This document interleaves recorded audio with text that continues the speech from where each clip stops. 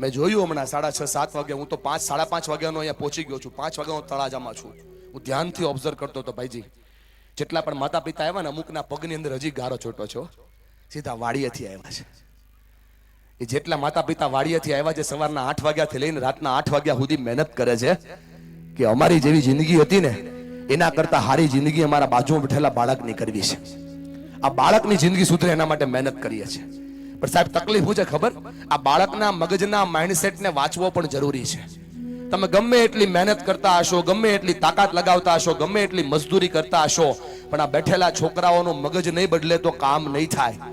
એના મગજમાં એક માઇન્ડસેટ ચાલે છે અને માઇન્ડસેટ તમને જીતવા નહીં દે. અને માઇન્ડસેટનું નામ છે KFP. અઘરામાં અઘરો માઇન્ડસેટ છે આ KFP. એ કેટરીના ફરા પ્રિયંકા નથી. આ KFP વેબ સિરીઝનું નામ, મૂવીનું નામ, પિક્ચરનું નામ, સિરિયલનું નામ નથી. મારી દીકરીઓ સાંભળજો, આ KFP તમારા મગજમાં ચાલતો માઇન્ડસેટ છે.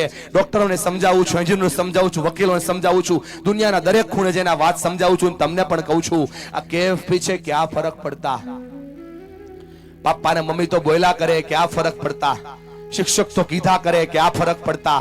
ટીચર તો કીધા કરે, ક્યાં ફરક પડતા? માતા પિતા તો વાત કર્યા કરે, ક્યાં ફરક પડતા? ભણીએ ન ભણીએ ક્યાં ફરક પડતા? પરીક્ષા તો આવે ને જાય, ક્યાં ફરક પડતા? આવી જ રીતે બેઠેલા એક મમ્મીએ મને કીધું, ક્યાં ફરક પડતા? એની બંને દીકરીઓ જુડવા છે, પ્રિયા અને પ્રિયંકા. આ નીટની છોકરીઓ બેઠી છે એટલે કહું છું. 720 માંથી એકને 672 માર્ક્સ આવે અને એકને 671 માર્ક્સ આવે. આ માર્ક્સ કઈ ઓછા નથી, બહુ વધારે કહેવાય. બોલો હા કે ના? એક માર્ક્સ में क्या फर्क पड़ता? જે જોઈએ ના મળે તો શું થાય તમને કહું. એક માર્ક્સ જેને વધારે આવે 572 અને 573 600 નહીં, માફ કરજો.